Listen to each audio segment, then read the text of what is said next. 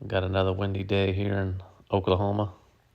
2 guys 150 feet in the air, pressure washing this water tank, getting it prepped for an overcoat. Get this paint job freshened up. Looks like it's in pretty good shape. None of the paint's flying off. Don't see any rust either. But you gotta clean off all the dust and debris so that when you paint it, it'll stick good.